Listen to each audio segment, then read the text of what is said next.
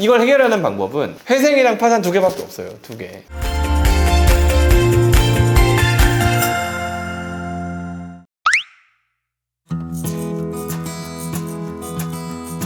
통장에 10,000원만 있어도 압류되면 소멸시효가 멈추나요? 네. 요거 관련해가지고 최근에 무슨 재판이 있어가지고 그런 소액 채권 가지고 소멸시효를 뭐 도가하게 하고 뭐 하고 요거는 좀 너무 가혹한 거 아니냐, 소멸시효 완성됐다로 봐라, 이런 그 판례는 있었어요. 그건 그 판례가 있다라는 거지, 여러분들이 그걸 가지고 매번 무슨 뭐 행정소송을 하고 무슨 뭐 민사소송을 하고 이럴 게 아니라면 그냥 통장에 10,000원 없는 게 낫지. 원래 추심을 하면 추심하는 것과 동시에 시효는 그냥 멈추는 거예요. 그때부터. 아시겠죠?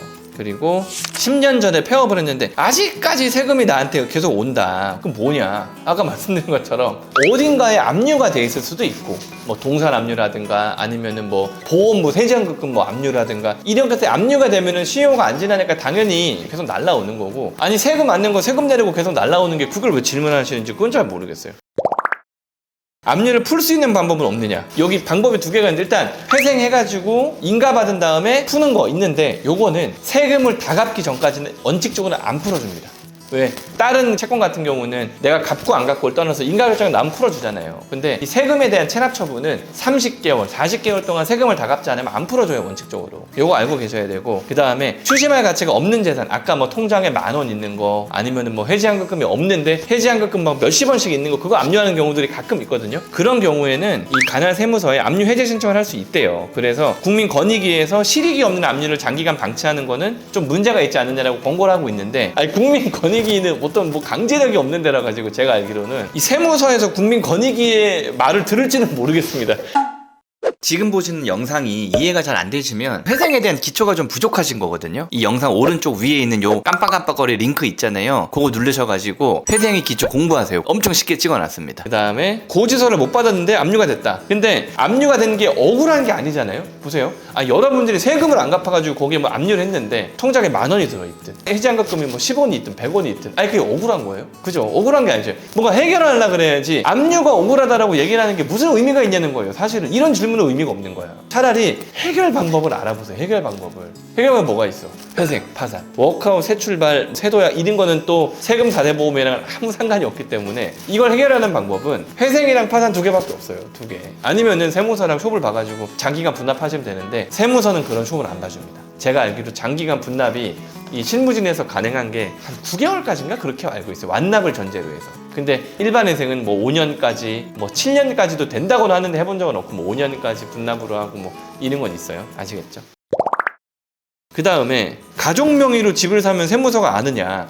대한민국에 세무서가 모르는 게 있습니까? 세무서는 모든 걸 다 알아요. 내가 빚이 많은데 우리 마누라가 돈을 많이 벌어가지고 전세 끼고 집을 샀다. 그게 뭔 상관이에요? 그게 상관없어요. 다만 우리 마누라가 소득도 없고 아무것도 없는데 집을 샀다. 그러면 재산은닉, 사행위 이런 걸로 의심돼가지고 그 집에 대한 압류 처분, 체납 처분이 가능할 수도 있겠죠. 가능할 수도. 근데 법적으로 100% 가능한 건 아니에요. 재산 은닉이라든가 명의신탁이 의심된다? 그러면은 당연히 채무자에 대한 세금을 추정료에서 압류할 수 있겠지만, 그런 게 아니라면은 걱정하실 필요도 없는 거예요. 뭐 걱정되시겠지만. 그러니까 어떻게든지 간에 세금 사대보험 이런 것들은 좀 해결하시는 게 좋아요. 구독과 좋아요 눌러주세요. 요 정도 하겠네요, 요 정도. 그러면 세금 사대보험 관련해서는 마지막으로 정리를 한번 해볼게요. 일단 파산을 하면은 체납자한테 뭐가 유리하냐라고 했을 때, 내가 가지고 있는 모든 재산을 세금으로 합법적으로 그냥 다 갚을 수 있다. 그거 하나가 있어요. 나머지는 다 면책. 근데 회생 파산으로 세금이 면책되는 건 아니거든요. 그렇기 때문에 내 재산보다 밀려있는 세금이 많다면 아마 연체가 될 거예요.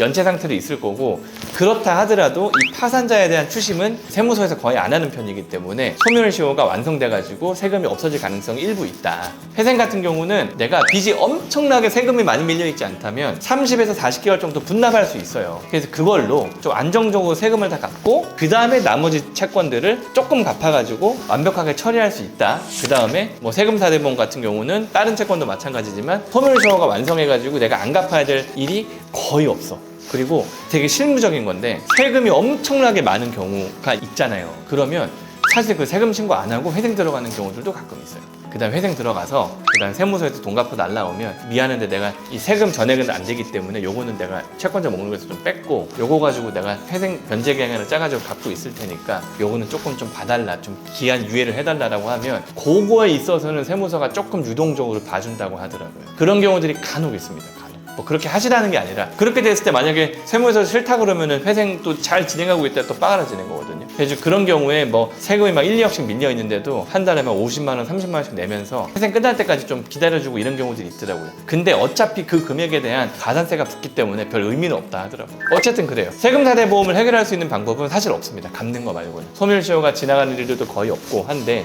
다만 회생으로 장기간 분납한다거나 아니면 파산으로 내 모든 재산을 환가해서 일단 갚고 남는 거에 대해서는 소멸시효 도가를 좀 기대해 본다거나 하는 것들은 가능하다. 아시겠죠? 이 정도 해가지고 세금 사대보험 관련된 것들을 좀 정리를 하겠습니다.